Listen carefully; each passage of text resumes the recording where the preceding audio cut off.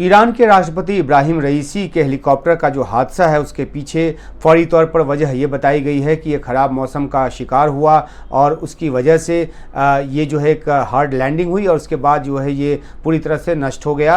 और इस हेलीकॉप्टर हादसे में न सिर्फ ईरान के राष्ट्रपति बल्कि ईरान के विदेश मंत्री भी मारे गए।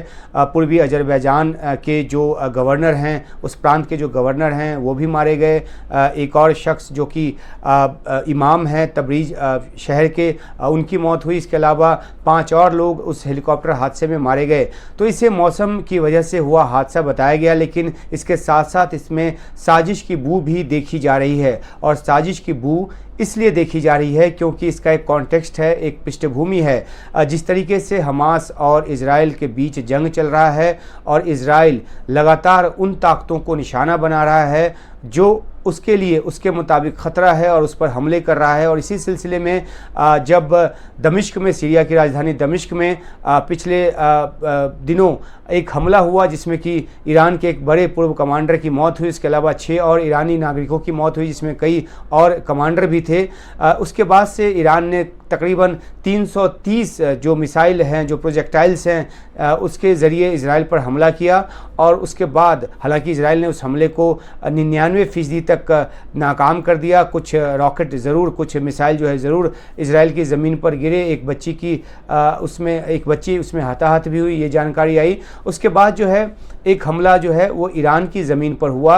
हालांकि ईरान ने इस बात को इनकार किया कि इजराइल ने हमला किया है, क्योंकि ये माना गया कि दोनों देश जो हैं इसको तूल नहीं देना चाहते और जो जंग चल रही है उसको और ज़्यादा भड़काना नहीं चाहते। तो ये एक पृष्ठभूमि है जिसके बाद ये जो शक है ये जताया जा रहा है कि हो न हो इस हमले के पीछे इजराइल का हाथ हो। हालांकि इजराइल की तरफ से एक अधिकारी ने रॉयटर्स न्यूज़ एजेंसी को बिना नाम छापने की शर्त पर यह बताया है और बिना नाम के रॉयटर्स ने इस बात की जानकारी दी है कि इजराइल के जो अधिकारी हैं उन्होंने इस बात से साफ इनकार किया है कि इस दुर्घटना के पीछे या इस हादसे के पीछे किसी भी तरह से इजराइल का हाथ है।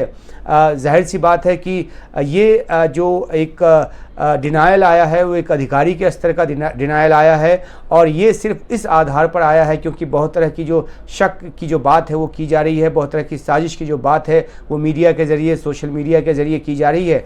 ये गौरतलब है कि ईरान की तरफ से किसी भी तरीके का कोई सवाल अभी इजराइल के ऊपर नहीं उठाया गया है, ना कोई आरोप लगाया गया है। हो सकता है कि कल को ये बात सामने आए जब ईरान अपनी तरफ से एक पड़ताल कर ले, क्योंकि डिब्रीज जो है हेलीकॉप्टर का वो उसी के इलाके में है, उसकी फोरेंसिक जांच वो करेगा। क्या उसमें कोई बारूद जैसी चीज़ का इस्तेमाल हुआ यह है या कोई जो प्रोजेक्टाइल्स है या इस तरह का कोई भी किसी चीज़ से हमला किया गया है जिसकी वजह से यह हादसे का शिकार हुआ। अगर उसे इस तरह के कोई तथ्य मिलेंगे तो जाहिर सी बात है कि वो खुलकर आरोप लगाएगा, लेकिन अभी उसकी तरफ से ऐसा कुछ नहीं कहा गया है।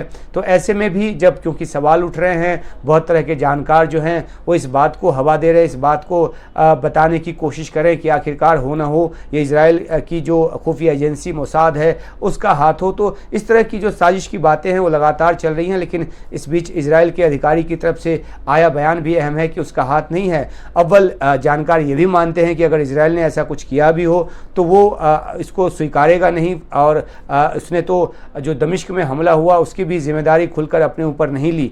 तो वो एक अलग बात है। लेकिन क्या वाकई में ऐसी स्थिति में ऐसा कुछ इजराइल कर सकता है या उसने किया है जिससे कि जो इलाके में मिडल ईस्ट में जो युद्ध की आग जो है और ज़्यादा भड़के, क्योंकि ईरान जिसके पास की अपने तरह के हथियार हैं, ये भी माना जाता है कि उसके पास डर्टी बम है, ये भी माना जाता है कि उसके पास एक बहुत परिष्कृत नहीं लेकिन जल्द में तैयार किए जाने वाला जो परमाणु बम की क्षमता है वो उसके पास उपलब्ध है। तो ऐसे में क्या इतना बड़ा रिस्क जो है वो इजराइल की तरफ से लिया जा सकता है, यह अपने आप में एक सवाल है। लेकिन मौजूदा दौर में, मौजूदा समय में जिस तरीके से सवाल इस बात पे उठाए जा रहे हैं, शक इस बात की जा रही है कि इसमें इजराइल का हाथ हो सकता है, तो फौरी तौर पर इजराइल के अधिकारी के हवाले से ये जानकारी रॉयटर्स ने दी है कि इसके पीछे उसका हाथ नहीं है।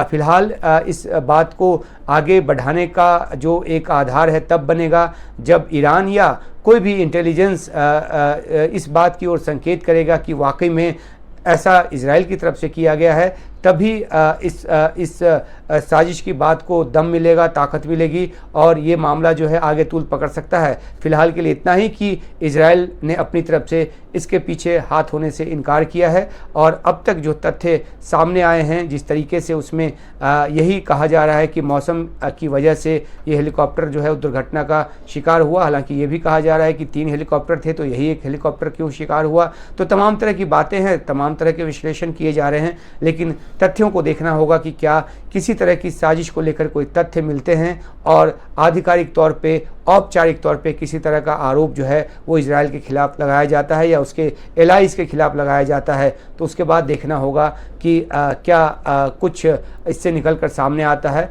फिलहाल इसे मौसम की वजह से हुआ हादसा ही माना जा रहा है।